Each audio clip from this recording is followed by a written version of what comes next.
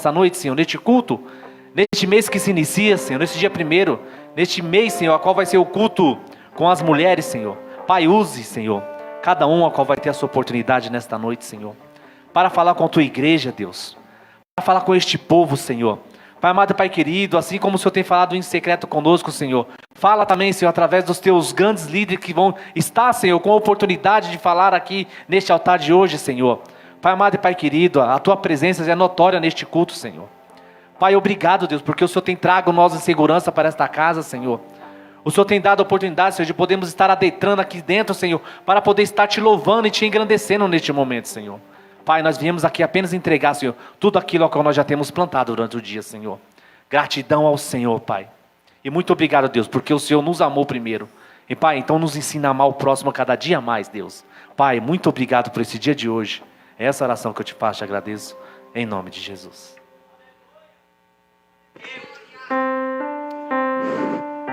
Som, glória a Deus. A paz do Senhor Jesus, amém? Amém. Amém.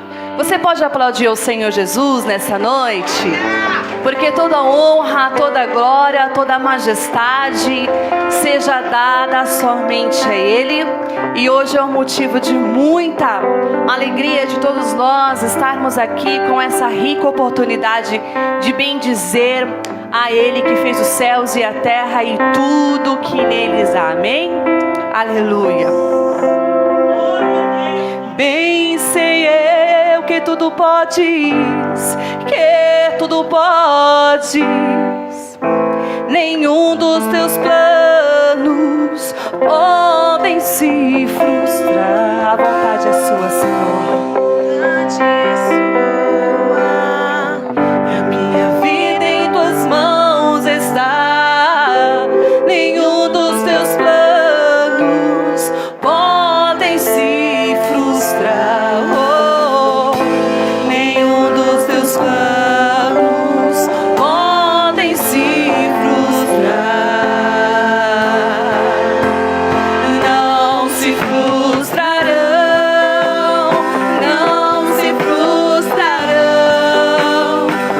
os planos de Deus, ninguém impedirá. Pode o vento soprar, a terra pode se abalar, mas os planos de Deus ninguém impedirá.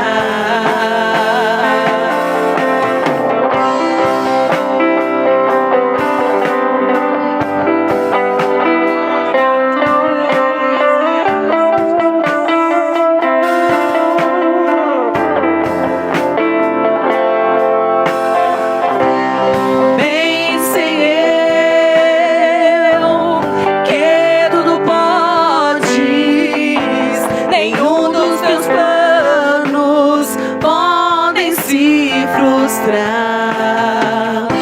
A vontade é sua e a minha vida em tuas mãos está.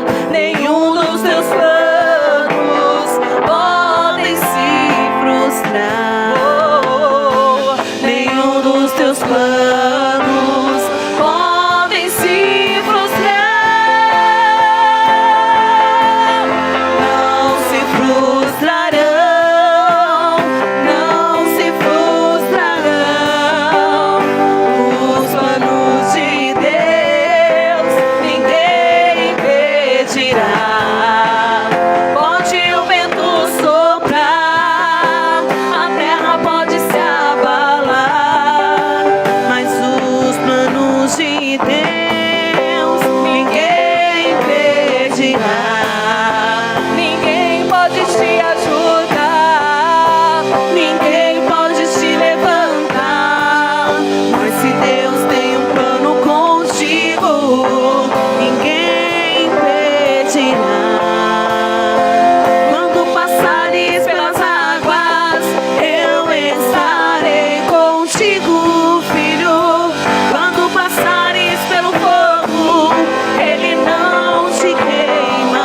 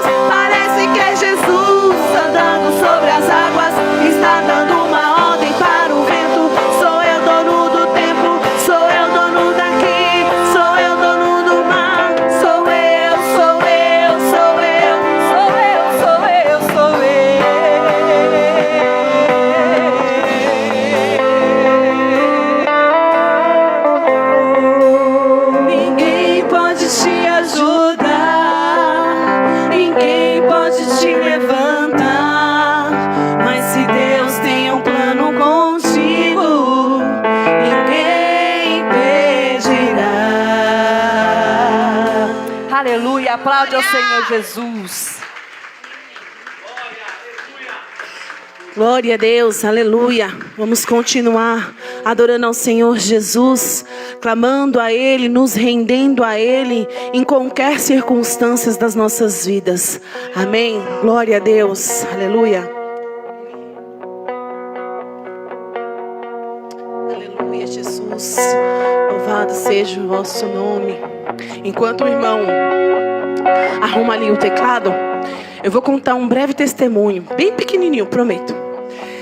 Essa semana eu estava no salão e no domingo retrasado, sem ser esse que passou, eu falei assim para o Senhor: Senhor, eu gostaria de ser usada de uma forma ousada, de uma forma diferenciada, aqui dentro do meu salão, para saber se eu sou essa crente porreta mesmo, que eu acho que eu sou. E aí o Senhor mandou uma pessoa no meu salão que disse para mim que ela acha que ela é ateia. E a gente conversando, e aí eu falei para ela assim, mas como é achar que é ateia? Ela, não sei, eu não acredito nesse Deus que você acredita. Eu acredito que existe coisas malignas, existem o mal, mas eu não sei se esse Deus que você acredita existe. Aí eu falei para ela assim, então me responde uma coisa, quem foi que te deu o fôlego de vida? Ela olhou para mim assim, eu falei, se não foi o Deus que eu acredito que te deu o fôlego de vida, quem foi que te deu? Quem foi que deu o fôlego de vida para sua mãe, para a mãe da sua mãe, para a mãe da sua mãe? De algum lugar saiu. E eu não acredito que foi do homem, foi do Deus que eu sirvo e eu acredito. E ela falou assim para mim, mas o diabo ele é poderoso, ele faz coisas, ele engana a gente. Eu falei, mas se você acredita que existe um diabo, você não acredita que existe um Deus? E naquele momento eu percebi que Deus estava me usando para falar com aquela mulher de uma forma ousada, porque eu não sabia que meio eu iria usar para convencê-la de que o Senhor existe.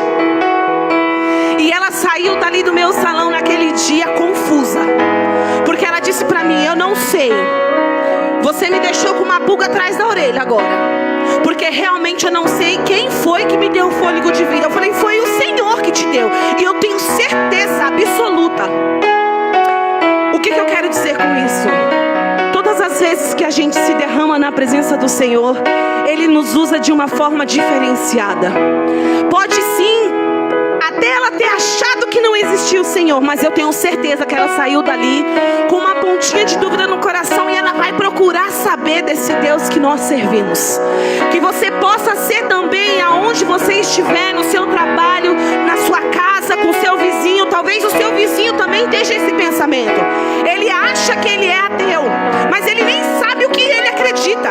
E se você não abrir a sua boca para dizer para ele que o Deus que você serve é um Deus todo poderoso, irmão, eu não sei o que você está fazendo aqui.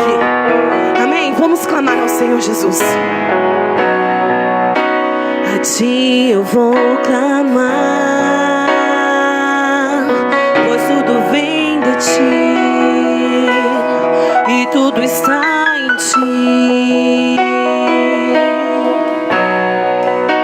Por ti vou caminhar, tu és a direção,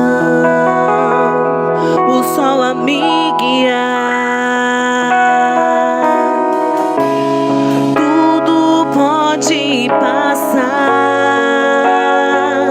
teu amor jamais me deixará.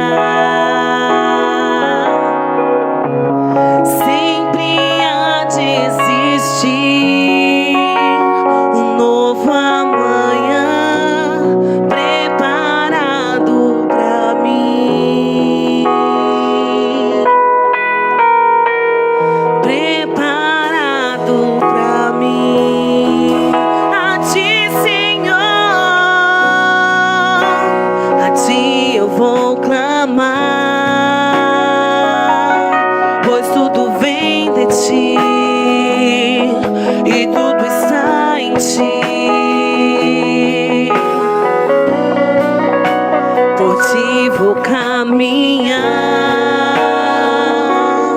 tu és a direção, o sol a me guiar. Tudo pode passar, teu amor jamais me deixará.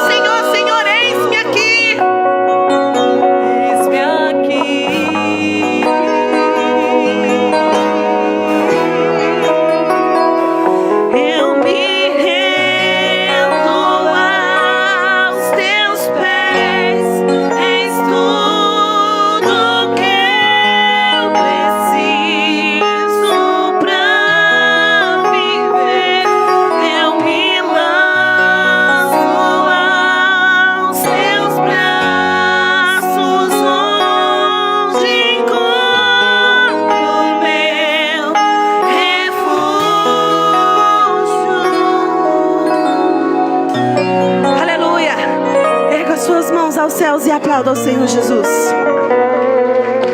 Glória a Deus, aleluia.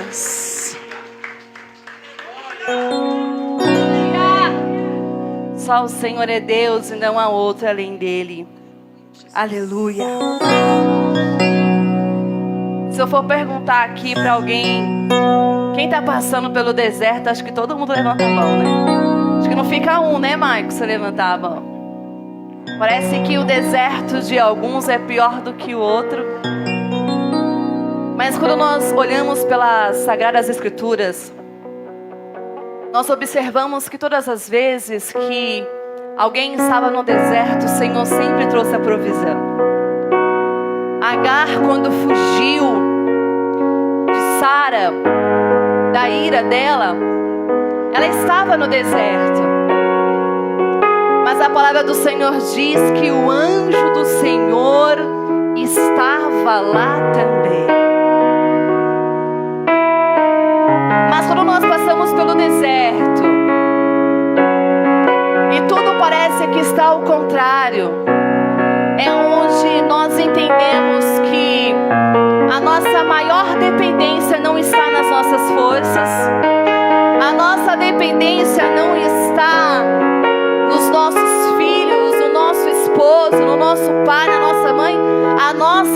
dependência ela está totalmente em Deus.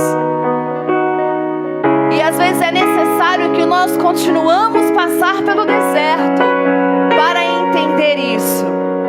E quando você entende que no deserto Deus está cuidando de tudo, o seu deserto se torna um jardim, tudo começa a florescer. Quando você pensa que no deserto tudo está acabado, Deus providencia o poço de água. Quando no deserto você pensa que tudo está acabado, Deus lhe providencia uma nuvem de glória. Quando no deserto você pensa que tudo terminou, Ele providencia a coluna de fogo, mas Ele jamais deixa um servo seu desamparado. Olha no seu irmão e fala: tá no deserto? Fala mais forte: tá no deserto? Não se preocupe. Se você depende de Deus, é tempo desse deserto florescer e jorrar água onde você não imagina. Aleluia, aleluia. Eu não preciso transformar pedras em pães para provar que no deserto. Bate no peito e fala assim: cuidando de mim. Cuidando de mim. De lugar alto não vou me lançar, só pra demonstrar o teu poder. Eu não preciso ver fenômenos pra crer em ti. Não troco nossa comunhão pelo prazer de conquistar palácios, riquezas. Como um deserto isso vai passar, por isso resistindo estou. E quando a minha força se esgotar, o teu anjo vai me alimentar. Te adorar eu quis sustentar-me de pé. Eu não vou perder a guerra. Te louvarei em meio às tentações. É mais que eu posso não ver o amanhã, mas eu sei que o Senhor está comigo.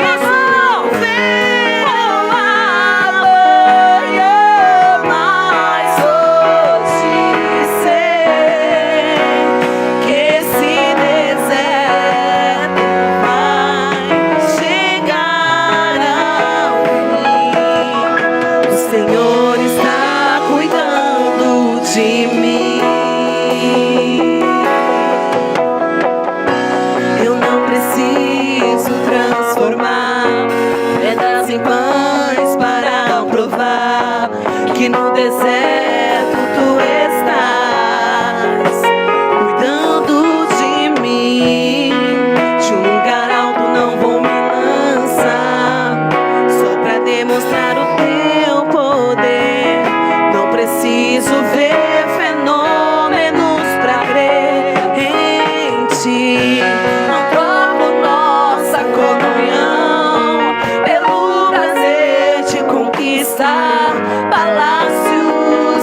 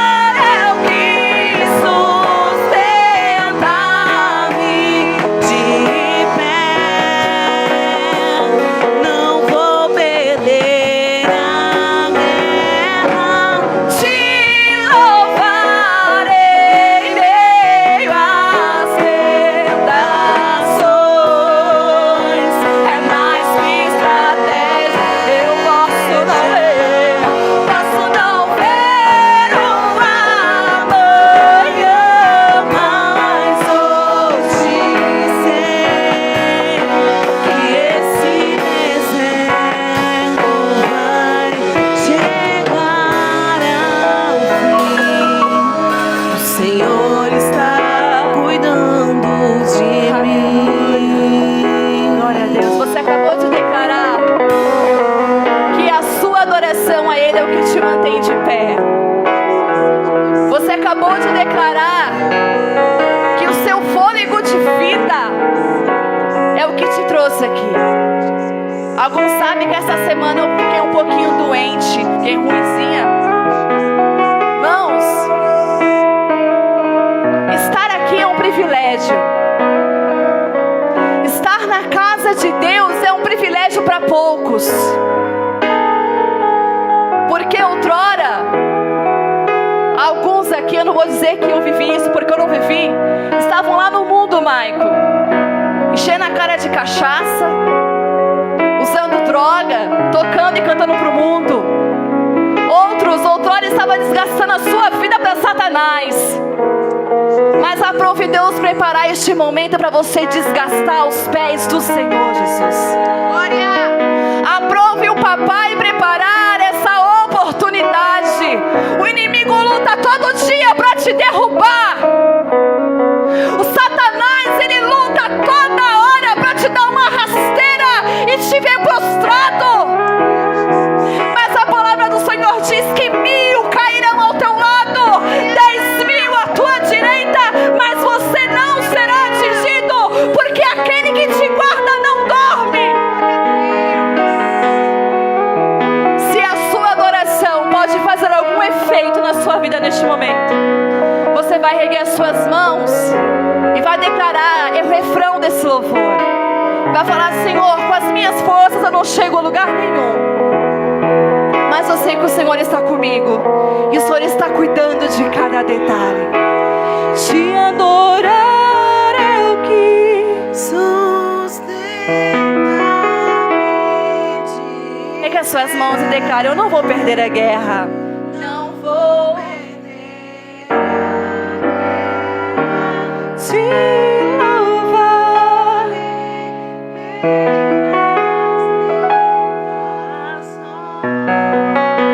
É mais que estratégia. Posso não ver o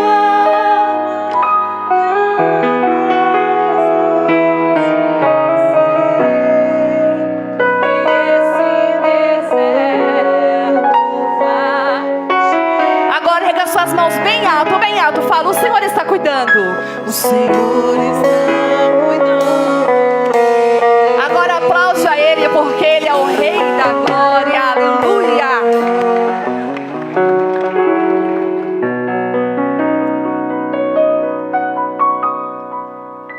Glória, som. Deus é bom o tempo todo, né? Uma outra hora a gente estava aí no mundo perdido, achando que estava indo em alguns caminhos certos, mas totalmente na contramão de Deus. E chegou o momento que Deus nos pegou na curva, né? Hoje eu não sei do jeito que você chegou aqui. Às vezes você chegou já com o coração todo voltado a adoração ao Senhor. Mas às vezes você também chegou hoje aqui, só o caco. Mas o importante é que você chegou. O importante é que você está aqui. Não importa o modo que você chegou, mas o importante é que você está aqui. E se você está aqui é porque você veio buscar um Deus que pode resolver os teus problemas. Eu não sei se você já parou para entender os planos que o Senhor tem na tua vida, os detalhes que Deus cuida de você, os cuidadinhos que Deus está tendo contigo, porque eu enxergo os cuidados que Deus tem comigo. Deus tem cuidado comigo, eu tenho visto nitidamente Deus cuidar. Eu tenho visto Deus fazer coisas na minha vida que eu falei: meu Deus, eu às vezes nem sou merecedor, mas Deus tem feito. Você tá conseguindo enxergar coisas que Deus está fazendo contigo?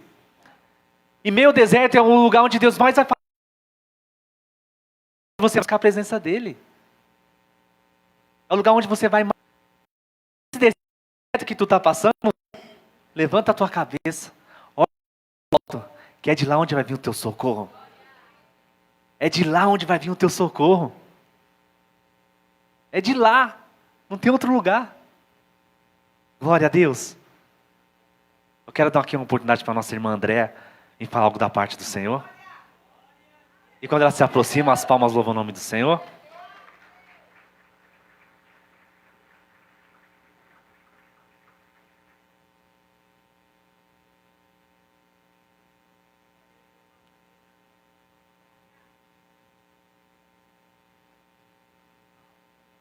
Glória a Deus, aleluia. Eu saúdo a amada igreja na santa paz do Senhor Jesus. Louvado seja Deus. Irmãos, eu gostaria que os irmãos abrissem a vossa Bíblia em Salmos 23. Amém? Só quero somente agradecer ao Senhor Jesus. O Senhor é o meu pastor, e nada me faltará. Somente o primeiro, irmãos. O Senhor é o seu pastor, e nada lhe faltará. É o combustível que eu preciso todos os dias da minha vida. É o Senhor na minha vida, porque se o Senhor está presente na minha e na sua vida, nada vai lhe faltar.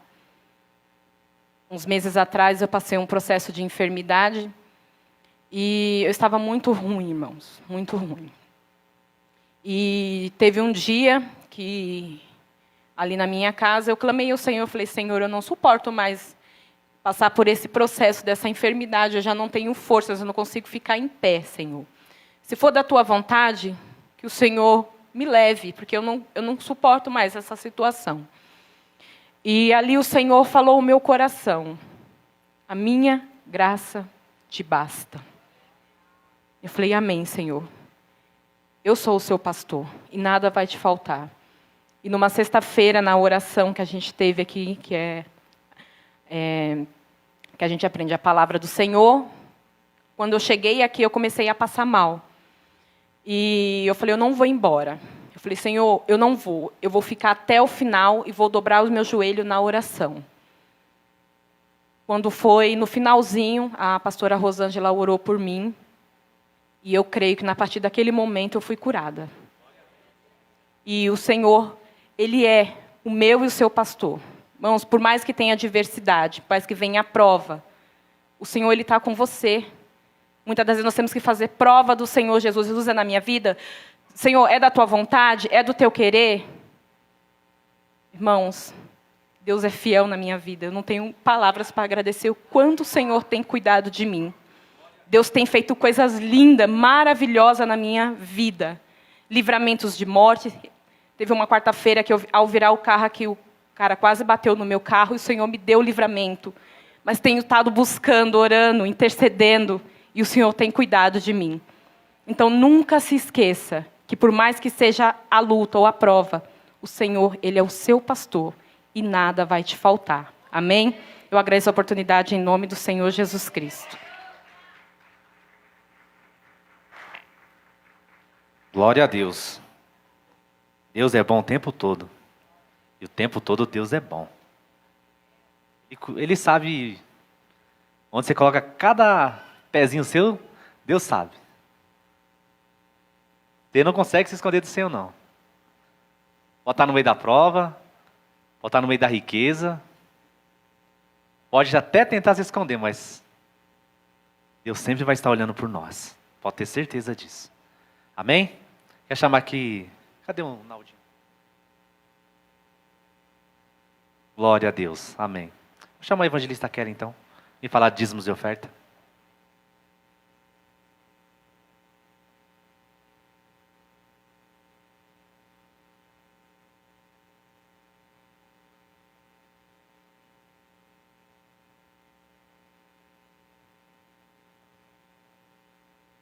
Glória a Deus. A paz do Senhor Jesus mais uma vez. Amém? Quem gosta de ofertar aí, diga amém. Oi aqui, povo abençoado. Glória a Deus. Deus é maravilhoso. E a oportunidade que nós temos todos os dias de poder ofertar é uma oportunidade de nós sermos gratos a Ele. E eu quero pedir que você se coloque de pé neste momento. Em Malaquias 3:10 diz: trazei todos os dízimos à casa do tesouro, para que haja mantimento na minha casa, e depois fazei prova de mim, diz o Senhor dos Exércitos. Se eu não vos abrir a janela do céu e não derramar sobre vós uma bênção tal, que delas vos advenha a maior abastança. Então a nossa oferta, ela mantém essa igreja de pé. A nossa oferta, ela mantém essa obra de portas abertas, para que da mesma maneira que nós somos abençoados, outras pessoas possam ser alcançadas também por essa bênção. E que nós possamos ter essa consciência, irmãos, que Deus ele tem poder de fazer infinitamente mais do que aquilo que nós pensamos ou daquilo que nós imaginamos. Mas existem ferramentas que Deus nos ensina, que Deus nos dá, para assim cuidar da obra dele. E Deus nos deu um trabalho, Deus nos deu fôlego de vida, e a maior ferramenta que nós possamos usar é a gratidão por tudo que ele tem feito e por tudo que essa casa tem nos proporcionado. Amém? Então que você possa pegar a sua oferta neste momento, para ofertar na casa do Senhor, e que você possa dizer: Senhor, é pequena, né? Igual aquela viúva, aquela pobrezinha, ela tinha bem pouquinho, mas é o pouco que fez muitas coisas na vida dela, a diferença. Amém? Então pega a sua oferta neste momento. O pastor ele mandou um recado, acho que todos receberam, que agora o Pix é só pelo Banco Itaú, tá bom? Então esquece o Bradesco, tá bom? Tá ali o nosso Pix, faça através do Pix, se você não consegue ofertar com cédula. Nós temos a maquininha também, mas não deixemos de ofertar na casa do Senhor Jesus. Amém? Vamos orar. Senhor, meu Deus, neste momento, ó Pai, eu quero te louvar e bendizer ao Senhor por essa rica oportunidade de estarmos aqui na Tua casa, Senhor. Nós louvamos, nós adoramos através dos louvores, através, Senhor, da nossa irmã Andréia, ó Pai, que trouxe um testemunho. E agora nós queremos te louvar através das ofertas, com sinal de gratidão e adoração a Ti. Eu quero abençoar a Deus através dessa oração a cada ofertante dessa casa, cada dizimista, cada um, Senhor, que tem concluído os seus votos aqui, que a bênção do Senhor alcance o celeiro desta família, desta casa, que o trabalho de cada um, Senhor, seja abençoador, prosperador, ó Pai, e que a bênção do Senhor seja de maneira tal, Senhor, que nós possamos estar sobre este altar contando todos os dias as maravilhas que o Senhor tem feito, que nós possamos ser fiéis a Ti, ó Pai, todos os dias das nossas vidas, em nome de Jesus. Amém. Oferte com alegria ao Senhor Jesus. Amém.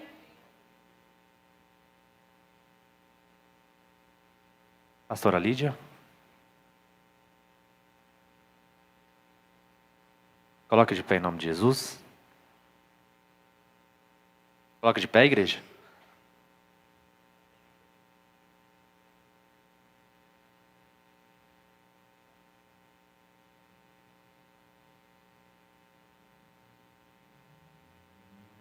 Estenda suas mãos para cá, vamos estar orando pela pastora.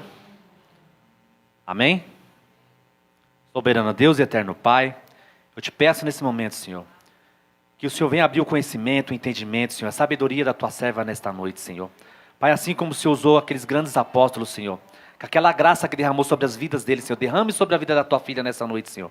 Para que venha trazer uma palavra, Senhor, que venha nos edificar, que venha nos colocar na direção, Senhor. Que venha nos trazer o arrependimento, Senhor. Para que venha nos firmar na Tua presença, Senhor. Então, Pai, nessa noite eu te peço, Senhor, use ela mais uma vez, Senhor. Como o Senhor tem usado de várias formas, Senhor. Para falar com o Teu povo, Senhor. Pai, é essa oração que eu te peço e te agradeço. Em nome de Jesus. Glória a Deus. Paz do Senhor, igreja.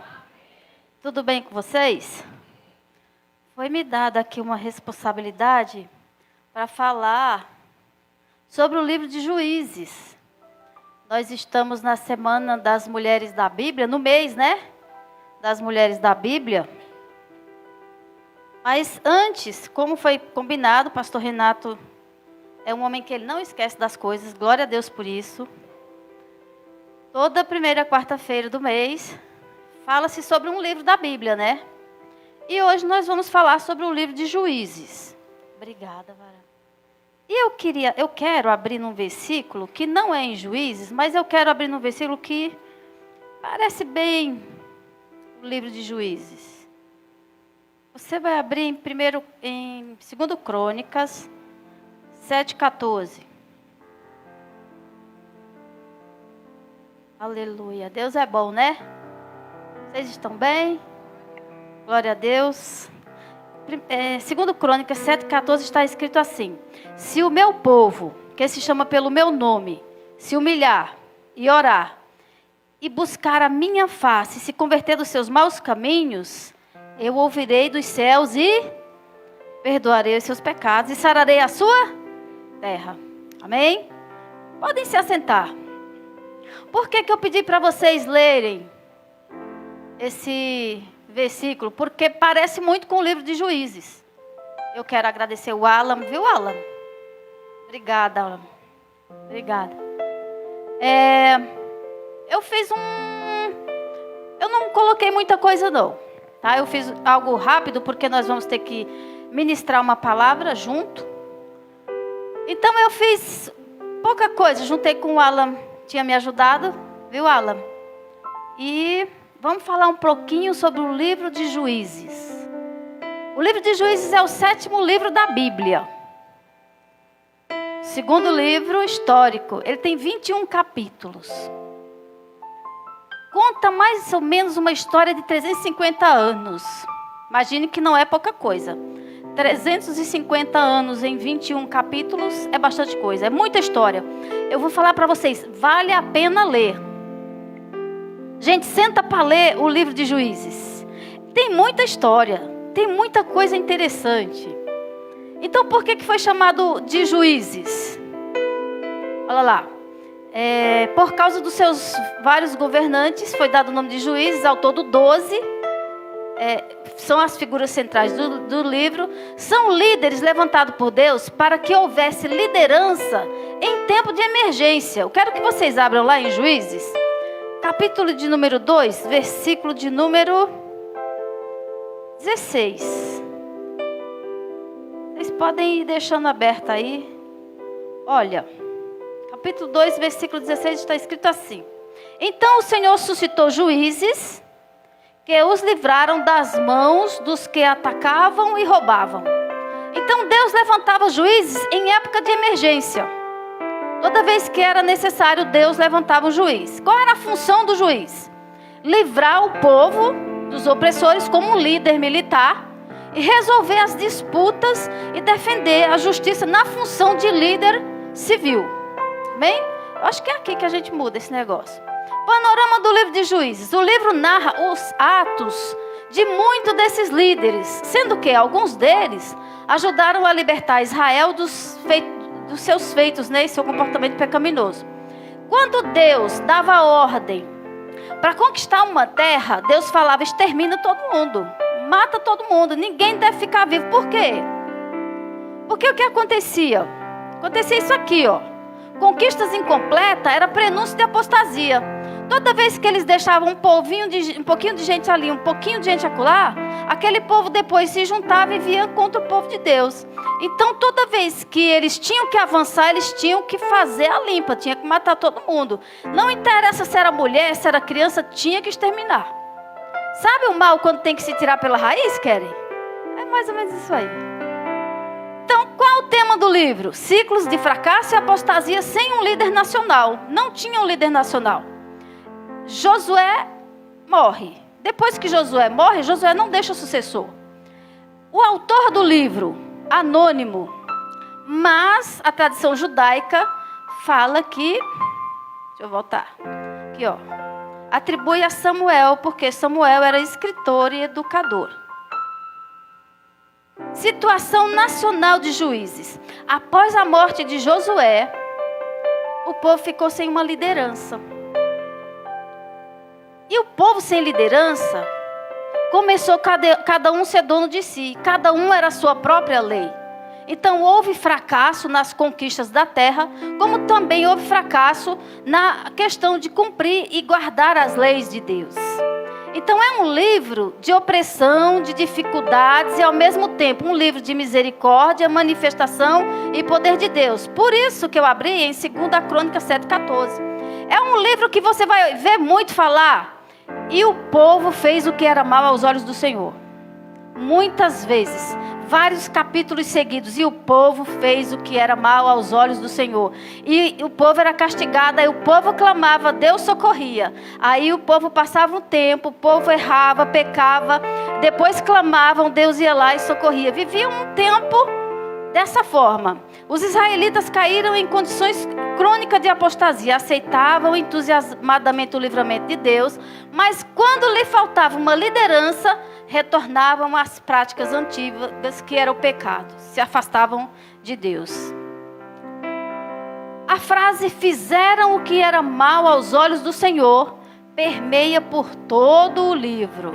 Eles pecavam, se arrependiam, eram castigados, Deus ia lá, cuidava deles e eles voltavam às práticas antigas. O estado espiritual do povo era contrário à época de Josué. Na época de Josué, o povo andava com Deus.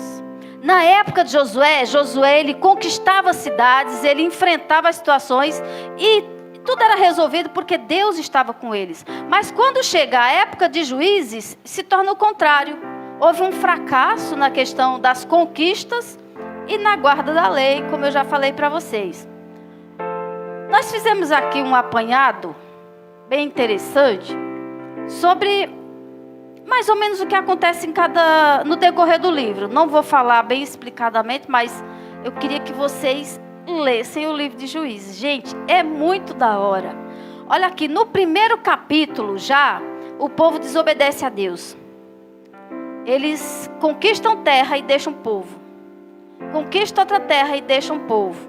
Aí vai deixando, um pouquinho aqui, um pouquinho acolá.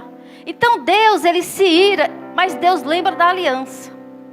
Deus lembra da aliança que ele fez, de não destruir o povo dele. Deus lembra da aliança que cuidaria do seu povo. Os inimigos cercam Israel. Israel clama a Deus. Deus levanta um juiz e livra o povo dele das mãos do opressor. Capítulo 2. Os filhos de Israel tornaram a fazer o que era mal. 18 anos ficaram cativos. Deus levanta mais um juiz. O povo faz o que é mal. Viu o que eu falei para vocês? Maioria dos capítulos. E fez o que era mal aos olhos do Senhor. Clamavam a Deus. Deus mandou Débora. Capítulo 4. Aqui, ó. O povo faz o que é mal aos olhos do Senhor. Abre lá em Juízes capítulo 6, versículo número 1. Vamos ler. Juízes 6, 1.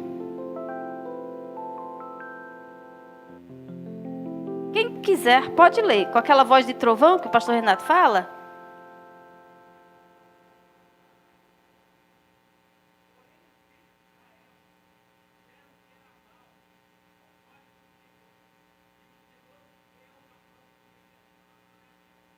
E o Senhor os deu nas mãos dos midianitas por 7 anos. E o povo aqui, ó. Agora lê, pastor, aproveita que você começou. Agora lê 6, 7.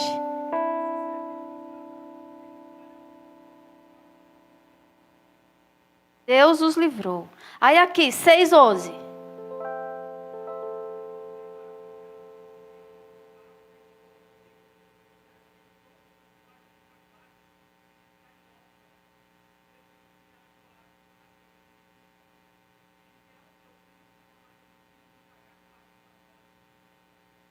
E aqui Deus levanta Gideão.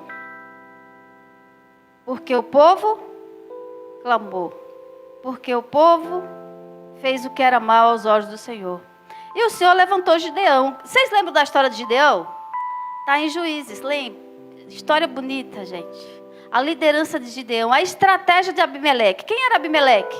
Filho de Gideão. Matou 70 irmãos para tomar o trono. Para virar um rei, para se fazer rei.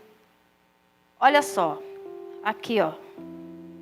Uma mulher quebrou o crânio de Abimeleque. Por que eu coloquei isso aqui? Abimeleque, ele matou 70 homens para se tornar rei, ele queria ser rei, então o que ele fez? Ele matou aqueles que faziam parte da sua descendência para que ele se tornasse rei de uma forma irregular. A Bíblia conta que uma mulher de cima, acho que de um muro, derrubou uma pedra sobre a cabeça dele e quebrou o crânio dele. Aí ele chama vamos dizer, como que falo? Alguém que anda junto com ele. E pediu que aquele rapaz cortasse o pescoço dele para que não falasse que ele foi morto por uma mulher. É uma história bem interessante. A liderança de Tola, nós temos capítulo 10 de Jair. A vitória e o voto de Jefté. Quem já ouviu falar do voto de Jefté? Jefté era filho de uma prostituta, uma mulher prostituta. Foi abandonado pelos irmãos e depois os irmãos manda chamar ele para que ele os ajudasse. Mas ele faz um voto. Quem lembra do voto de Jefté?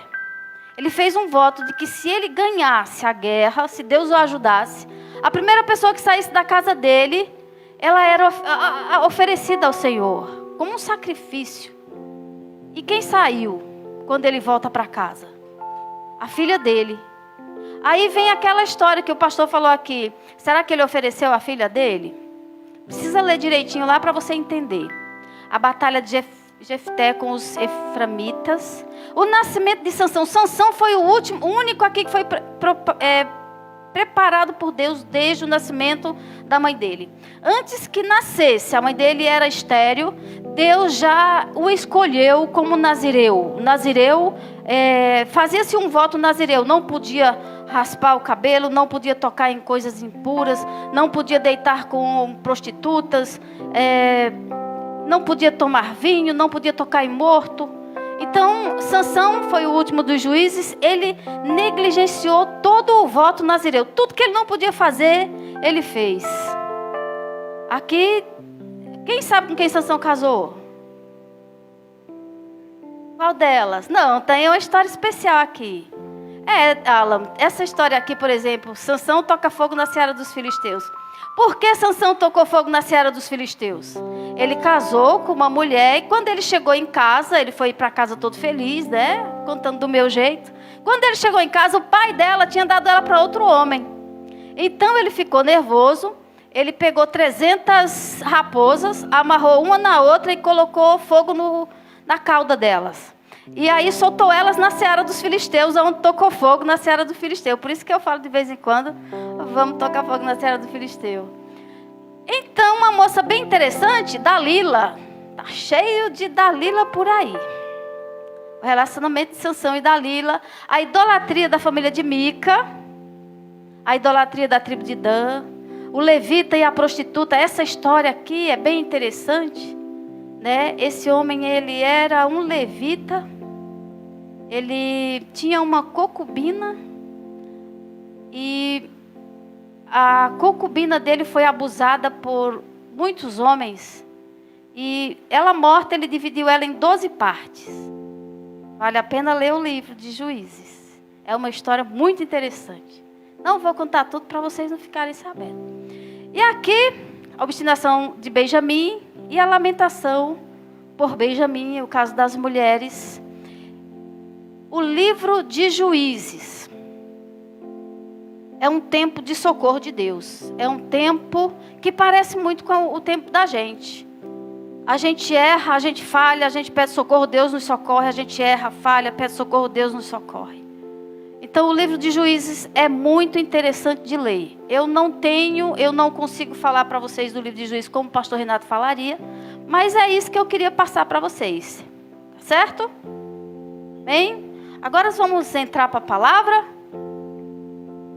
Eu gostaria que vocês abrissem a Bíblia em 1 Samuel, capítulo de número 21. Vamos falar sobre uma das mulheres da Bíblia. Amém?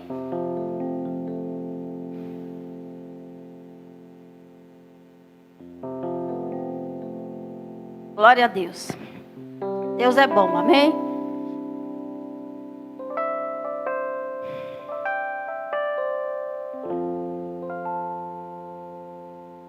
Segundo Samuel, capítulo de número 21. Quem encontrou, dá um glória a Deus. Glória a Deus. Vou estar lendo. Está escrito assim. Nos dias do rei Davi, houve uma fome de 3 anos consecutivos.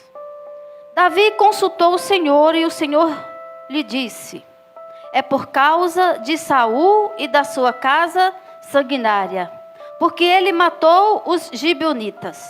Então o rei chamou os gibeonitas e falou com eles. Os gibeonitas não eram filhos de Israel, mas do resto dos amorreus. Os filhos de Israel lhe tinham jurado poupá-los, porém Saul procurou destruí-los no seu zelo pelos filhos de Israel e de Judá. Davi perguntou aos gibeonitas: o que vocês querem que eu faça por vocês?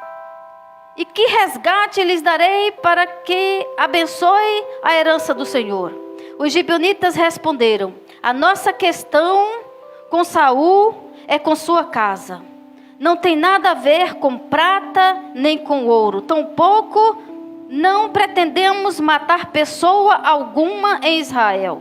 Então Davi disse: o que vocês disserem, eu farei por vocês. E respondeu ao rei: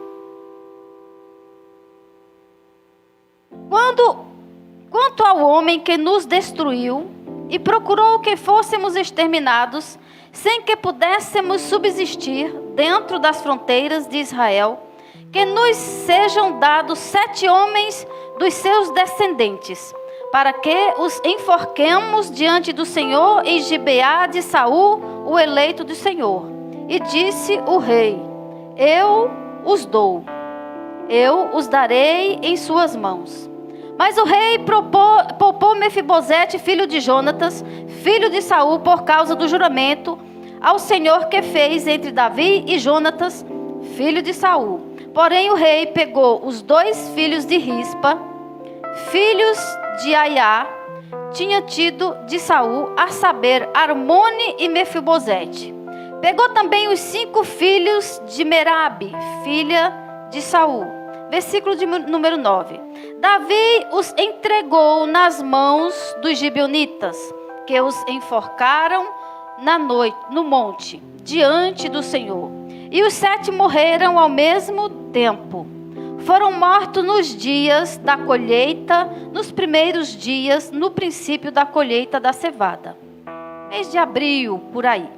Então Rispa, filha de Aiá, pegou um pano de saco e o estendeu para si sobre uma rocha, desde o princípio da colheita até que caiu água do céu sobre os corpos, e não deixou que as aves do céu se aproximassem deles de dia, nem os animais de noite.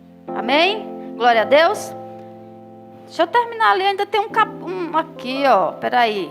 Os Juízes. Aí aqui, ó. Muitíssimo obrigado, pastora Lídia. Vamos lá. O texto começa falando que havia em Israel uma fome que já perdurava 3 anos. Era reinado de Davi. Então há 3 anos que o povo está vivendo numa situação difícil. Para quem vive da agricultura, 3 anos onde o povo já está reclamando que não tem o que comer, são 3 anos sem chuva.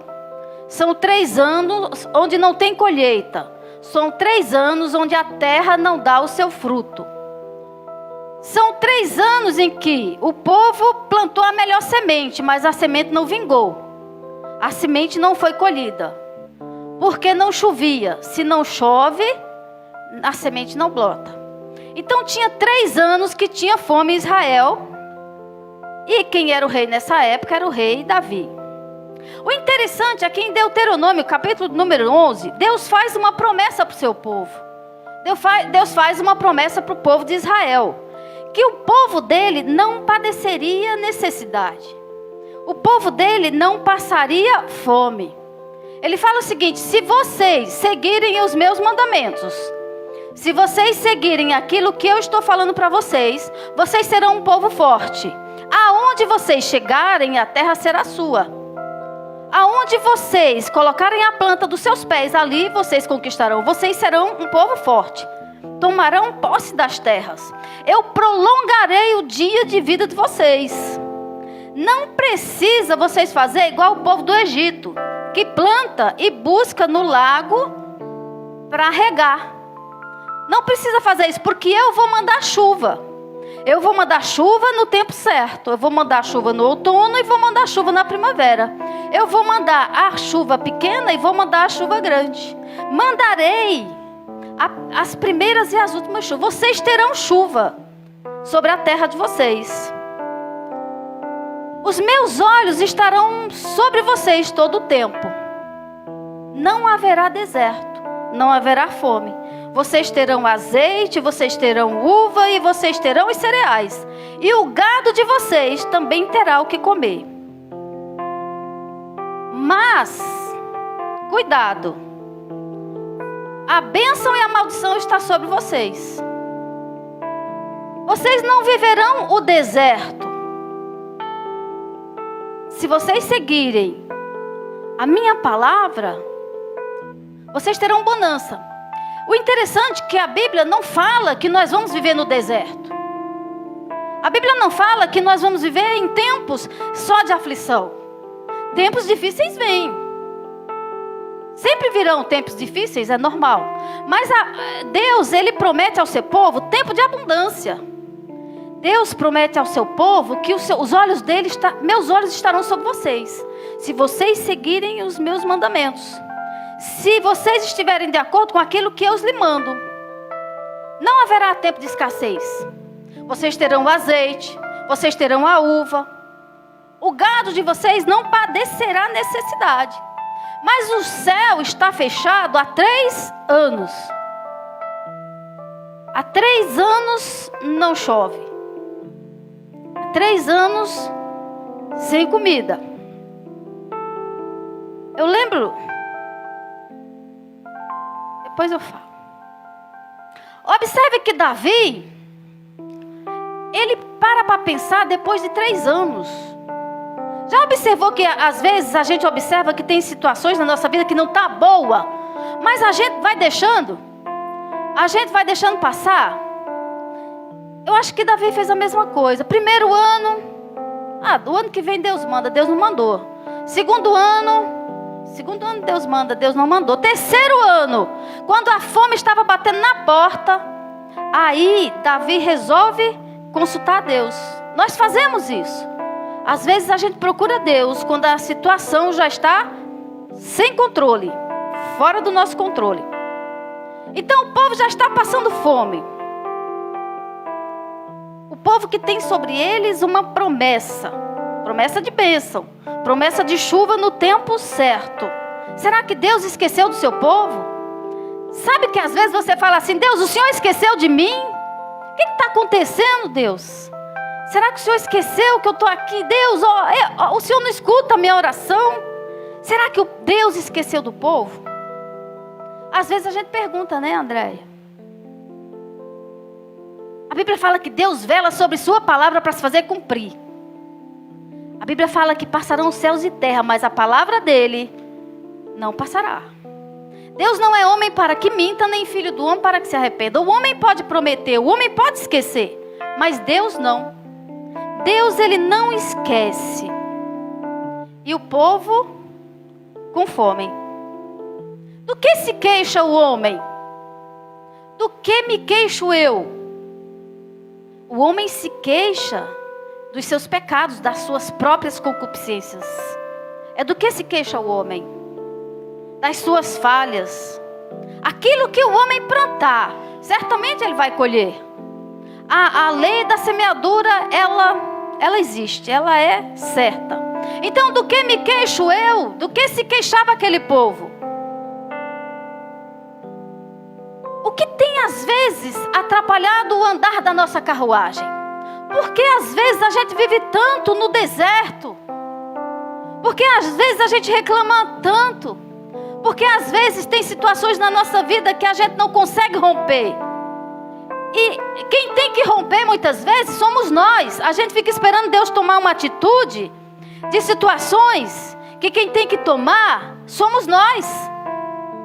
Tem situações na nossa vida que está descontrolada, porque nós não temos coragem de agir, Porque nós não temos coragem de colocar um ponto final, porque nós não temos coragem de chamar para conversar, de resolver a situação. Então a gente às vezes, André, fica passando por deserto. É um deserto aqui, não se resolve. Para sair do deserto tem que resolver. Tem que ver por que do deserto. Lá no Nordeste, quando não chovia, eu me lembro de uma época, tinha um deputado chamado Miguel Arraes, não posso esquecer dele.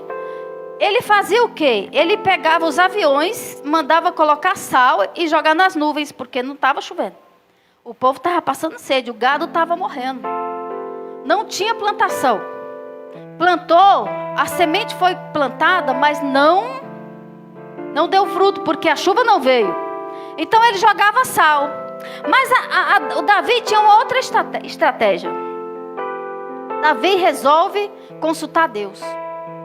Então Davi chega para Deus e fala: Senhor, o que é que está acontecendo? Por que eu estou nesse deserto? Sabe? Por que eu estou passando por essa luta? Sabe, Pedro? Por que essa situação? Por que não muda? Porque sempre esse deserto, sempre essa situação que não sai. 3 anos de fome. Senhor, o que está acontecendo? Aí Deus fala assim: o que está acontecendo com vocês é por causa de Saul e da sua casa sanguinária que matou os gibeonitas. Aí aqui, quem eram os gibeonitas? A Bíblia fala o seguinte: o resto dos amorreus. Era um povinho. Não era o povo de Deus. Porque o povo de Deus estava passando fome por causa de um povo que não tinha nada a ver com o povo de Deus. Por causa de uma aliança feita por um homem de Deus. Por causa de uma aliança feita por Josué, servo de Deus. Os gibeonitas sabiam que aonde Josué chegasse, ele tomava aquele lugar por herança. A cidade que Josué entrava, ele tomava aquela cidade. E ele ia adentrando. Então o que eles ficaram sabendo? Josué vai chegar. Josué vai nos matar, vai acabar com a gente. O Deus dele é um Deus poderoso. Vamos fazer o seguinte: vamos vestir roupas velhas, sapatos velhos e vamos fazer uma aliança com ele. E assim foi. Chegaram a Josué, vestiram roupas velhas, sapato velho e fizeram uma aliança com Josué. Falaram o seguinte: trabalharemos para vocês. E vocês não nos matam. E Josué falou: mas vocês moram... Não moramos perto, somos andantes, não temos terra. Queremos fazer uma aliança. E Josué faz uma aliança com eles, diante de Deus, que não os mataria. 3 dias depois, Josué descobre que foi enganado. Mas Deus não quebrou a aliança de Josué. Josué não consultou a Deus antes de fazer a aliança. Mas a aliança permanecia, porque Josué era homem de Deus. Lembra de Elias? Quando Elias fala: não choverá durante 3 anos, 3 anos e meio, não me lembro direito. Não choveu. E Elias não tinha consultado Deus. Segundo a palavra dele, não choveu. Era homem de Deus. Deus valida a palavra dos seus filhos. Havia uma aliança. Então Saul matou os gibeonitas. A Bíblia fala que Saul saiu matando aquele povo e extirpando o povo do meio do povo de Israel. E por isso, há 3 anos, o povo padece. Por causa de uma aliança que foi quebrada. Aí, Davi chega até os gibeonitas. O que vocês querem que eu faça para vocês, para que o povo de Deus continue sendo abençoado? Aí eles falam: nós não queremos prata, nós não queremos ouro. Saul destruiu a nossa família, acabou com a nossa casa. Quase que nós não existimos mais. Saiu em Israel matando todo mundo. Sobraram poucos. Mas a gente não quer guerra. A gente não quer confusão com vocês. A gente só quer 7 filhos, parentes, netos que sejam descendentes de Saul, para a gente enforcar na cidade de Saul. Uma aliança que se quebrou, Thaís. Quantas alianças nós fazemos diante de Deus e por qualquer motivo a gente quebra? Alianças que são quebradas, elas trazem prejuízo. Então Davi fala: eu os darei. Observe que Mical não teve filhos, né? Mical era estéril, a esposa de Davi, filha de Saul. Então Davi, ele pega 5 filhos de Merabe, 2 filhos de Rispa e entrega para os gibeonitas. Aqueles homens são levados, pendurados na forca, mortos os 7 ao mesmo tempo, por causa de uma aliança que foi quebrada. Davi cumpre a palavra. 5 netos de Saul e 2 filhos de Rispa. Quem fez a aliança? Josué, há muito tempo atrás. Quem quebrou a aliança? Saul. Às vezes a gente que é pai, quebra uma aliança de um casamento e os filhos vão padecer lá na frente. A gente estudando sobre psicologia, os maiores traumas hoje são por causa de alianças quebradas e família destruída. Vai reverberar nos filhos e nos netos. Uma aliança que foi quebrada vai trazer consequências lá na frente. Quem pagou? A casa sanguinária de Saul. Os filhos de Saul eram filhos sanguinários. Mas quem sofreu? Rispa, Merabe. E o que era que Rispa e Merabe tinham a ver com a história? Rispa era casada com o rei. E Merabe era filha do rei. 7 homens enforcados. A Bíblia fala que morreram os 7 ao mesmo tempo. Tem uma lei em Deuteronômio que fala que homens enforcados têm que ser enterrados antes do pôr do sol. Mas aqueles homens não foram tirados da forca. Eles ficaram pendurados. Para que a vergonha viesse sobre eles. Para que o povo se vingasse através daquele ato. Todo mundo foi embora. A família foi embora. Ninguém quer ver 7 homens pendurados, mortos, enforcados. Todos partiram. Merabe, mãe de 5, foi embora. Não tinha ninguém ali. Mas a Bíblia fala que Rispa, mãe de 2, pegou um pano de saco. E os livros mais antigos falam que ela pegou uma tocha. E durante o dia, ela espantava os abutres que vinham comer a carne dos seus filhos e dos filhos de Merabe, porque ela não cuidou só dos seus filhos, ela também cuidou dos filhos de Merabe. A Bíblia fala que ela estendia aquele pano sobre uma pedra e ali ela ficava. De dia ela espantava os abutres que vinham comer a carne dos mortos. E de noite ela acendia a tocha para que os animais selvagens não comessem a carne daqueles homens. De acordo com a Bíblia, isso ali durou muito tempo. A gente só sabe a força que tem uma mulher quando ela se torna mãe. Você não tem noção do que é a força de uma mãe.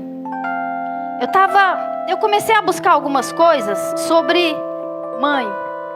Porque a Rispa é uma mãe. A Rispa não aceitava que os seus filhos fossem comidos pelos abutres.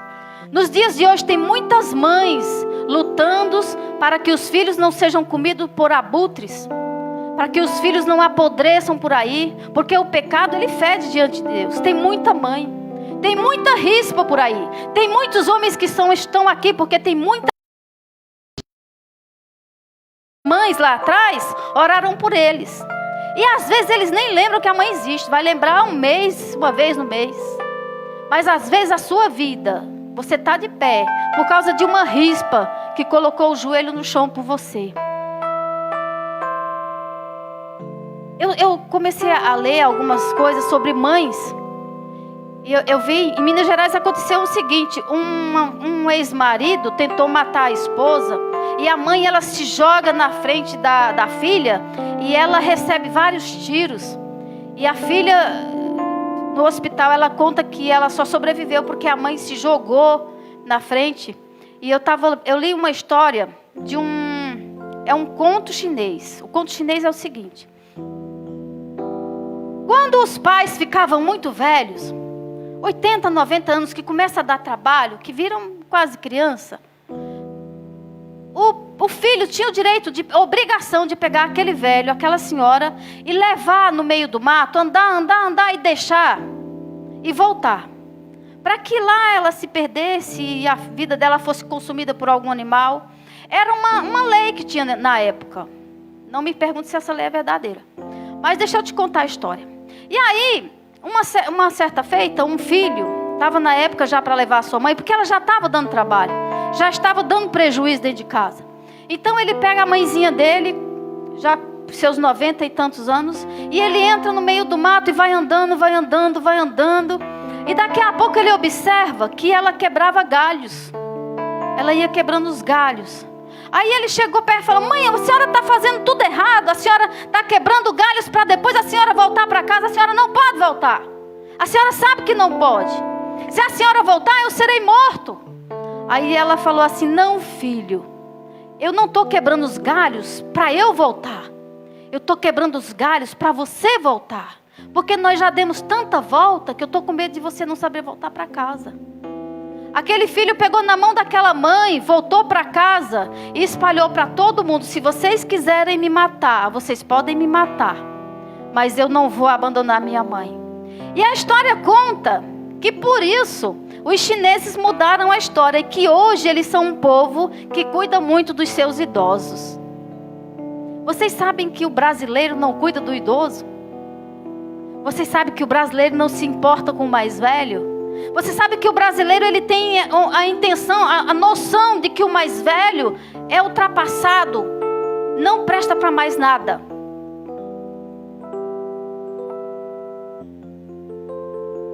Rispa cuida de cadáveres. A ciência fala que um corpo humano, depois de 2 horas, ele já está totalmente gelado. A ciência fala que o corpo humano, 24 horas, ele entra num estado de putrefação. As bactérias benéficas que você tem dentro do seu organismo, quando passa 24 horas que você morre, elas começam a te comer por dentro. Elas começam a entrar na sua corrente sanguínea que já está congelada, mas ela vai andando dentro de você e isso faz o cadáver inchar, criar gases e esverdear. Rispa passou por esse processo. Ela viu o processo de putrefação de 7 homens. Ela participou do cheiro ruim de 7 homens. Mas ela não desistia. Rispa não queria que a descendência dela, os filhos dela, fossem comidos por bicho. Rispa orava, incessante. Rispa buscava por Deus, porque ela queria um funeral digno.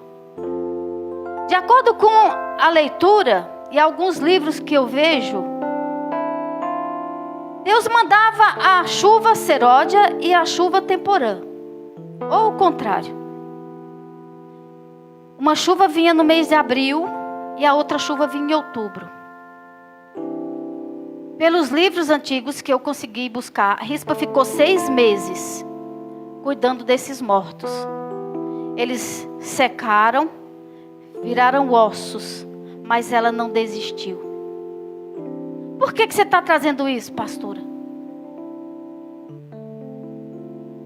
A gente está desistindo muito fácil. Pelos que estão vivos.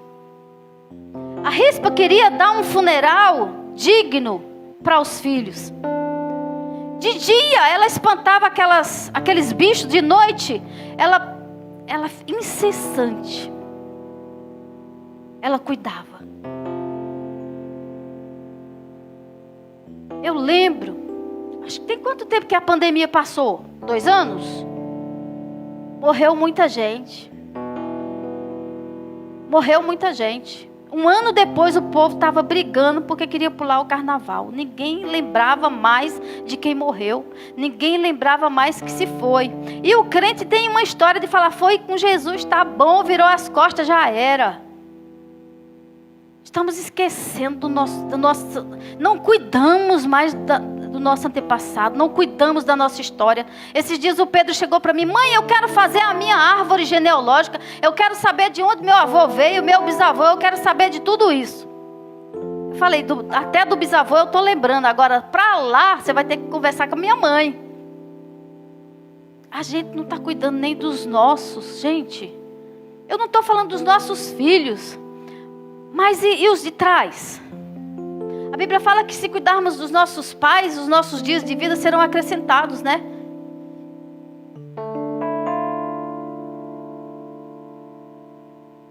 A Rispa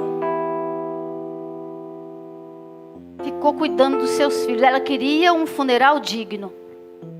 Ela queria que aqueles homens tivessem um funeral digno. A Bíblia fala que ela queria um enterro honroso, porque era desonroso para a família aquela situação. Conta a Bíblia que a chuva caiu sobre os cadáveres. E Davi ouviu falar o que Rispa estava fazendo. Davi mandou tirar os cadáveres e mandou buscar Saul e o filho Jonatas e enterraram. E aqui conta a Bíblia, olha só: sepultaram os ossos de Saul e de Jonatas, seu filho, na terra de Benjamim, em Zelá, no túmulo de Quis, seu pai. Fizeram tudo o que o rei havia ordenado. Depois disso, Deus se tornou favorável com a terra. Deus mandou chuva. Depois disso, Deus mandou chuva. Lá em Lamentações 3:39, eu já falei, acho que é isso. Do que se queixa o homem? Do que nos queixamos de tanto deserto? Por que nos queixamos de tantas situações? Hoje o homem é muito egocentrista. Ele só se importa com o umbigo dele. As esposas não ligam mais para os seus maridos. Não estão todas, tá, gente? Peraí. Eu não estou generalizando. Mas é uma situação tão estranha que parece uma competição, Pedro. Sabe? Dentro de casa, muitas vezes, Andréia, está parecendo competição. Eu não sei se é porque eu fui criada, gente, a melhor fase da minha vida foi a fase que eu vivi com os meus pais. Porque depois que eu saí de casa foi só luta, escorregão e tropeço. Por quê? Do que se queixa o homem? Quando eu estava dentro de casa, estava bom. Eu cresci num ambiente saudável. Não havia disputa, Thaís, entre meu pai e minha mãe. Um casamento bonito, sabe, Michael? Eu posso dizer que fui bem criada. A gente precisa aprender a criar nossos filhos. A gente precisa aprender a se importar. O egocentrismo faz você se importar só com você. O imediatismo, nós estamos nos preocupando somente conosco. Faz quanto tempo que você visitou sua mãe? Quem tem mãe aí? E pai? Faz quanto tempo que você visitou? O ano passado, Suelen. Ah, bom. E eu, gente, a minha mãe mora lá no Pernambuco. Doidinha para trazer ela para cá. A gente precisa cuidar do próximo, do outro. Estamos num tempo de egocentrismo, só nos importando com o nosso umbigo. Nós somos cristãos, nós somos diferentes. Rispa ficou 6 meses em cima de uma pedra, porque ela queria dar um enterro digno para sua família. Porque ela queria dar um enterro digno para alguém que já morreu. Ela estava se importando com alguém que já morreu. Merabe foi embora. A mãe de 5 foi embora, mas Rispa, ela fez diferente. Ela se importou com os seus. Ela se importou com a sua casa. A gente precisa se importar mais com a nossa casa. A gente vive uma vida corrida. Eu não sei se todas as mulheres têm uma vida corrida. Tem, meninas? Ou é a impressão? Às vezes a gente não negligencia, Nanda, a nossa casa. Quando você vê, pastora Sueli, seus filhos estão querendo casar. Tá namorando, gente. Daqui a pouco você vê, Rosinete, tá tudo, né, Rosinete? Você é avó. Foi ontem que estava tudo debaixo da tua saia, não era? Olha como é que já tá todo mundo aí, querendo ser dono do nariz. E são, né? Porque eles são tão dono do nariz que eles esquecem da gente. Gabriel, eu falo assim para ele, olha, Gabriel, olha, presta atenção, Gabriel. você ainda dá tempo de não errar. Porque eu fiz muita besteira na vida, mas você ainda dá tempo de não errar. Observe que o que você plantar hoje, amanhã você vai colher. Observe que o que você faz hoje, Michael, é o que você vai colher amanhã, né? Então, o nosso plantio hoje, Pedro, a gente pode estar colhendo o que plantou, a gente está colhendo o que plantou. Igual a Keren falou sobre deserto. Talvez a gente está colhendo o deserto hoje, porque a gente plantou alguma coisa que nos levou para o deserto. Do que se queixa o homem? Das suas próprias falhas. Talvez você está vivendo uma vida de bonança hoje, porque você plantou lá atrás. O pastor Renato sempre fala que está plantando no reino, porque no reino ele quer colher. É a colheita mais certa, é plantar no reino. Porque do reino você colhe. Deus ele não deixa, ele não deve para ninguém. Então quando você planta no reino, você colhe. Eu quero que você se coloque de pé. Eu lembro que no começo do ano eu preguei uma mensagem, eu acho que até a Cris comentou aqui outro dia, que era para você lembrar de alguém que você quisesse que essa pessoa viesse para a casa de Deus e que você orasse por ela. Eu acho que uma forma da gente manter alguém vivo é buscando ela em oração. E eu acho que não é nada de errado você convidar outra pessoa para orar com você. Tem luta que é difícil vencer sozinho. Irmãos, tem luta que é difícil. O crente não pode ter vergonha de convidar outro crente para orar com ele, Nanda. Às vezes a gente tem vergonha. Pastor, foi comentado isso na sala de psicologia hoje. Que antigamente as pessoas procuravam pastores, procuravam padres. Hoje as pessoas pagam para procurar psicólogo. Porque veio um tempo em que os pastores não seguravam mais o que o crente fala para ele. Mas nós precisamos de viver uma vida diferente. Uma coisa que essa igreja tem, que não tem, é gente fofoqueiro. Graças a Deus. Pensa, eu falo para o pastor Renato, tu foi abençoado. Esse povo é um povo bom, Michael. Vocês são um povo bom, gente. Não muito bom não, tá? Não pense exageradamente não, tá? É mal, né? Vocês são mal, mas não são fofoqueiros. Mas é uma igreja boa. A gente não pode elogiar, pastor. O maior perigo elogiar, depois solta tudo. Mas ele estava falando o seguinte: hoje procura um psicólogo e paga um psicólogo, Michael. Por quê? O povo precisa falar, precisa de ajuda, precisa conversar. Então, Cris, por que eu não chego em você e não conto a minha vida? Cris, eu estou precisando de oração aqui, Cris. Talvez porque eu tenha a certeza, eu acho que você vai contar para outra irmã. Nós precisamos selar isso. Nós precisamos nos importar um com o outro. Às vezes o nosso irmão do lado está morrendo. Está querendo se suicidar e ele não tem coragem de falar. O marido, às vezes, eu vi uma vez, acho que um pastor falando que começou a gostar de outra mulher. Chegou na mulher dele e falou: me ajuda, que eu estou gostando de outra mulher. Eu preciso que você me ajude a não olhar para ela. Me fala, algum de vocês tem coragem de falar isso para a mulher de vocês? Vai ser fuzilado na esquina, né? Corre o risco de morrer. Não existe super-herói. Nós não somos super-heróis. Nós precisamos uns dos outros. Nós precisamos uns dos outros. Nós não podemos ter vergonha, Danilo, de procurar ajuda. Nós não podemos ter vergonha. Nós precisamos uns dos outros. Nós precisamos cada dia ser mais um louvor que fala: somos corpo, assim bem ajustados, totalmente ligados, unidos, vivendo em amor, uma família. É isso aí. Canta aí, porque senão eu vou mandar eu descer do altar.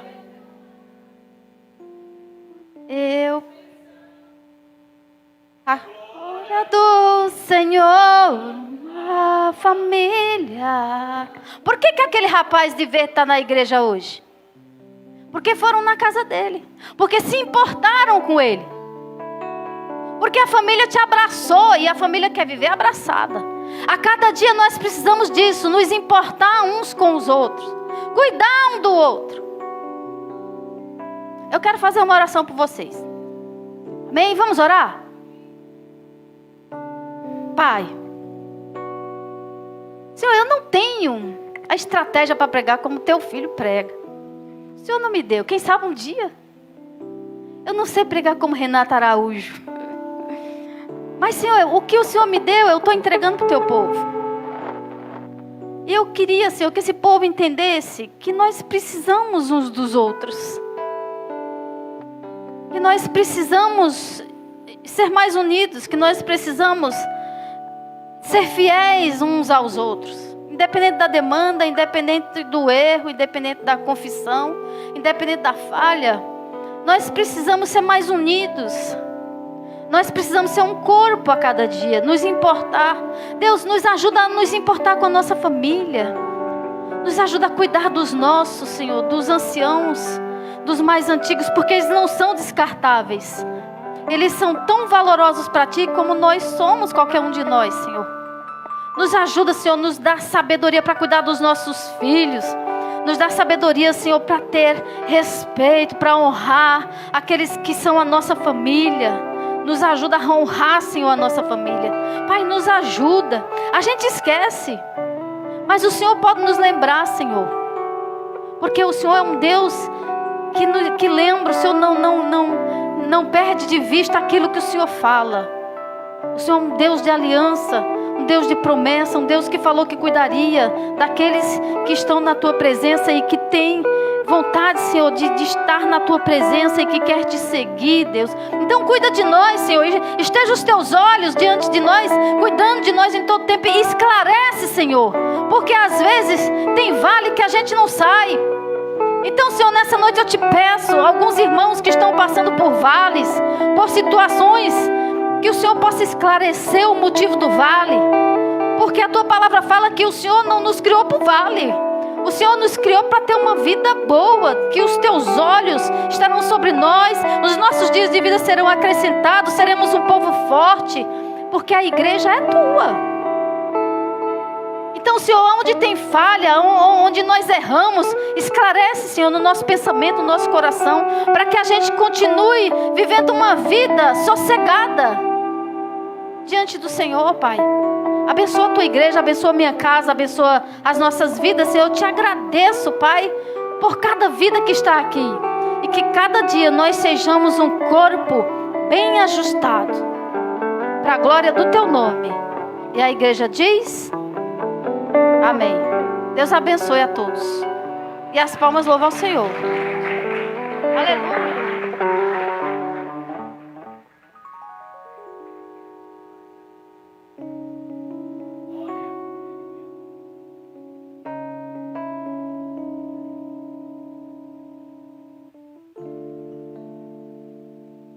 Glória a Deus. Quem recebeu essa palavra, irmãos? Quem recebeu essa palavra aí? Glória a Deus. Eu não sei se todos estão próximos da sua família. Vai para próximo da sua família. Quem não tiver aí, chega do lado.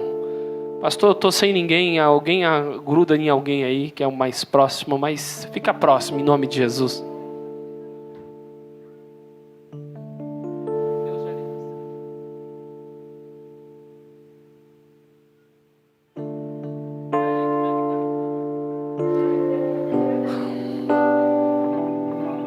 Aleluia.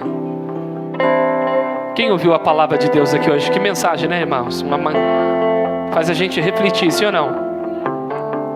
Mas eu não sei se vocês entenderam, essa história também se dá em decorrência dessa aliança que tinha. E o poder que uma aliança tem. E você falando de rispa, né? De ficar ali cuidando do cadáver. Aconteceu o mesmo com Abraão, que ele pediu para Deus um filho, e Deus falou assim: olha, eu vou te dar, eu vou te dar um filho, vou te dar uma terra, e você vai fazer um sacrifício, Abraão. E deu ali os animais para Abraão sacrificar. E diz o texto que nesse período do sacrifício, as aves vinham para comer o sacrifício de Abraão. Gênesis 15. E a Bíblia diz que Abraão estava fazendo assim para as aves não comer o sacrifício. É cuidar daquela aliança. Quem está entendendo que Deus liberou sobre a tua vida o teu sacrifício? Quantos virão para tentar destruir, para tentar romper? Mas você precisa zelar daquilo que Deus te deu. Hoje eu vi meu pai, né? Ele estava passando, parou com o carro assim, bem cansado. Eu olhei para ele e falei: você emagreceu, hein, meu? Larguei o refrigerante. Um mês, filho. Eu falei: tá bonitão. Ele deu todo sorriso, deu um sorriso. Mas eu não me esqueço, num dia que eu conversei com uma cliente minha, e ela disse que o médico disse que o pai dela tinha apenas 6 horas de vida. Quantas horas? 6 horas. E ela falou que foi 6 horas da vida dela que ela se dedicou com o pai. E na mesma hora eu liguei pro meu pai e falei: e aí, Chicão, como o senhor tá? Só queria ouvir a voz dele, quem entendeu? Mas a gente acaba negligenciando a nossa casa, a nossa família, aquele bem precioso, que é uma coisa que o Leandro Carnal falou uma coisa interessante, que quando chega a visita na nossa casa, a gente quer fazer o quê? O melhor bolo, a melhor comida, coloca a melhor peça, o melhor guardanapo, faz o doce que nunca não faz, a comida que ninguém faz, para uma visita que vai vir uma vez ou duas, quem sabe no ano. E por que não honrar a família que está todo dia passando as mesmas provas, as mesmas lutas, as mesmas dificuldades? Eu queria que com os olhos fechados você pudesse adorar o Senhor conosco através desse louvor, e que saímos daqui refletindo que essa palavra, pastora Lídia, faz a gente refletir. Boa mensagem que eu recebi aqui hoje. Uma mulher que, quem lembrava dessa mulher na Bíblia? Nem eu. Ela falou que ia falar de Risma. Porque essa está na Bíblia mesmo, ou ela vai pegar do Alcorão? Trouxe da palavra de Deus aqui, né? Esse louvor que eu vou louvar, Andréia, eu louvei no dia do casamento, porque eu lembrava do que Deus tinha falado comigo. E sempre quando eu louvo esse hino, eu lembro do que Deus tem conosco, com a nossa casa. E que saiamos daqui refletindo. Vamos cuidar mais. Quem está com os pais? Quem hoje não tem pai ou não tem a mãe? Levante sua mãe. Não tem o pai, não tem a mãe. Algumas pessoas não têm, né? Mas tem alguém que está do seu lado, alguém próximo seu, que você pode cuidar, que você pode zelar, para que a gente possa dizer, como disse Josué, Joelis: se vocês não querem servir ao Senhor, não tem problema, pode ir embora. Agora eu e a minha casa, eu vou cuidar da minha casa, eu vou cuidar da minha família, eu vou cuidar dos meus filhos. Eu vou levá-los, conduzi-los para a presença do Senhor. Vamos adorar. E sei que os teus olhos, sempre atentos, permanecem em mim.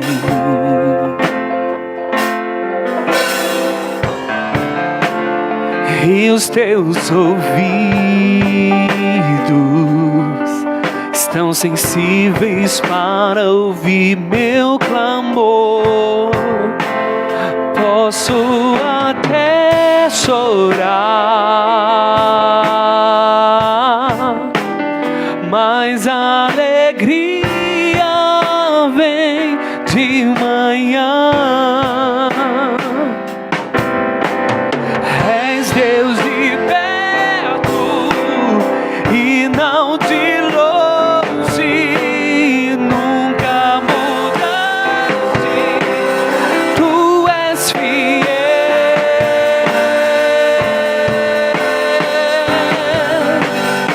Deus de aliança, Deus de promessa, Deus que não é homem pra mentir.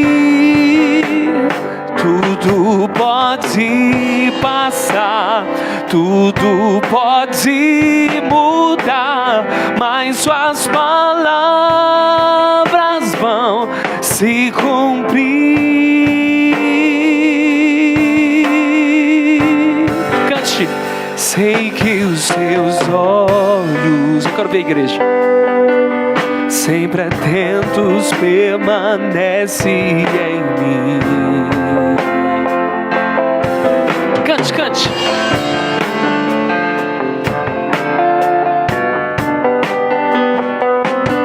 Estão sensíveis para ouvir meu clamor, e posso até chorar, mas a alegria vem de manhã, e és Deus de perto e não de longe, nunca mudaste, tu és fiel. Quem acredita na fidelidade do Senhor, cante. Deus de aliança, Deus de promessa, Deus que não é homem pra mentir. Tudo pode passar, tudo pode mudar, mas suas palavras vão se cumprir. Posso enfrentar o que for. Só você que está na peleja, que está na luta. Teus planos não podem ser frustrados. Minha esperança está nas mãos do grande eu sou. Meus olhos vão ver o impossível acontecer.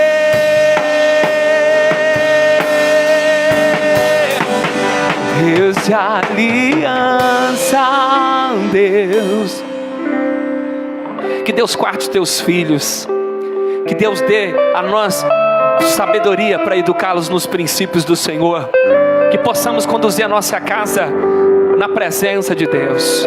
No mundo tão difícil, onde a escola está tentando destruir a família, onde às vezes a política está tentando destruir a família, coisas externas estão tentando destruir a nossa casa, que o Senhor proteja o nosso lar, que Deus proteja os seus filhos, proteja os seus filhos de toda a pedofilia, de toda a malignidade, de toda a pessoa ruim, que estão tentando armar um projeto para destruir tua casa, porque sabe, se tocar nos seus, vai mexer contigo. Que Deus te livre, que Deus nos guarde, que Deus nos proteja, que nenhum mal chega sobre a nossa casa, sobre a nossa família, e que nós possamos cuidar dos nossos pais, aqueles que ainda estão vivos, que o Senhor nos ajude a zelar por eles, porque a vida, ela é muito breve. Senhor, aquele que nos acompanha pela internet, também nós abençoamos a casa, a família, o lar, em o nome de Jesus. Quem pode aplaudir ao Senhor? Uma palavra abençoada para a gente, uma ótima reflexão. A gente encerra, ainda de pé, para a gente encerrar de pé, a gente está encerrando. Como é um evento, eu vou fazer questão de mencionar Chá de Mulheres, dia 25 de março. Que dia? 25 de março. Amém? Deus abençoe. 25 de março agora tem um chá, R$30, vai ser uma benção. Vai precisar de ajuda dos homens, Lídia, aqui para me ajudar no chá? Não quer me ajuda mais. Eu ia vir ajudar aqui no chá, mas eu vou trabalhar nesse dia, porque eu estou voltando de viagem. Vai ter uma rifa, cesta de beleza. Procura a Nanda aí, procura as irmãs. Mulherada, se organizem, convide mais uma irmã. Vai ser um chá poderoso. Amém? E lembrando aos nossos irmãos queridos, mês que vem também está chegando o nosso impacto. Né? Mês que vem que nós estamos em março, né? É mês que vem, dia 19, 17, 18, 19, Impacto Ágape. Então a gente já vai começar aí, fazer as nossas... 21, 22, 23? É em abril. Em abril. Vamos correr aí, que eu creio que vai ser bênção para a gente não deixar para a última hora, para convidar... Quem aqui da igreja nunca foi no Impacto Ágape? Da igreja nunca foi. Tem algumas pessoas que não foram ainda, né? Estão convidadas a estarem conosco. Irmãos, a gente estará encerrando a nossa reunião, domingo culto abençoado. Põe a mão na região do seu coração. Eu não sei se vocês sabem, mas toda sexta-feira está tendo ensinamento sobre oração.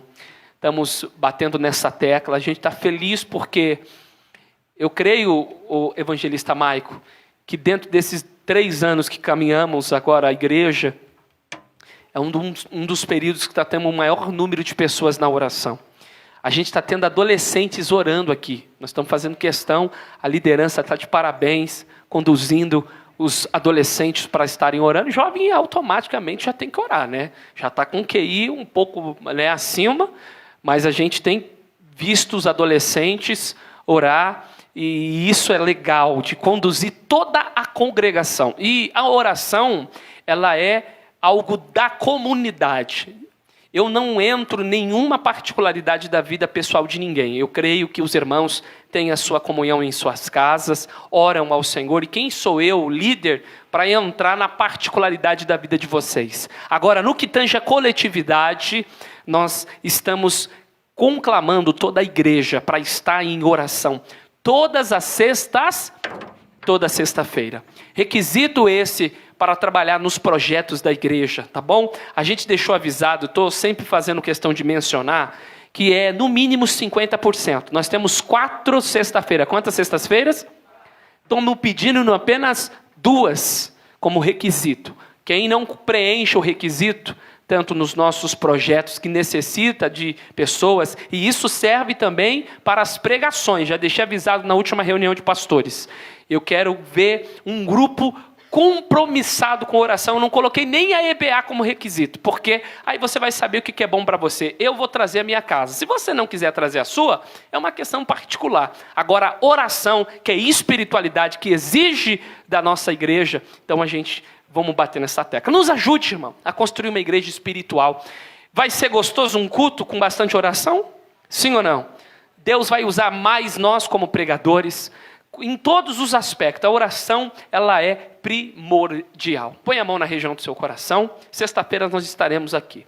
Pai, obrigado por tudo que aconteceu aqui hoje, pelos louvores entoados, por uma mulher que aprendemos, Senhor, que às vezes passa até desapercebido naquela leitura corriqueira que fazemos das Escrituras, mas o Senhor deu à tua serva esta palavra de trazer à tona uma história tão linda como essa, ó Pai, para demonstrar se ela fez por uma pessoa que já estava morta, por que não fazermos para aqueles que já estão vivos?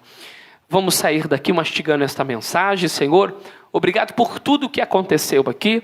Dai-nos um retorno tranquilo para as nossas casas, debaixo da tua direção. Fazemos essa oração em o nome de Jesus. Que a graça do nosso Senhor e Salvador Jesus Cristo, o grande amor de Deus, o Pai, e as doces consolações do Espírito Santo de Deus continue com a amada igreja, os amados de Deus. Digam, está chegando o retiro de pastores, dia 17 de março.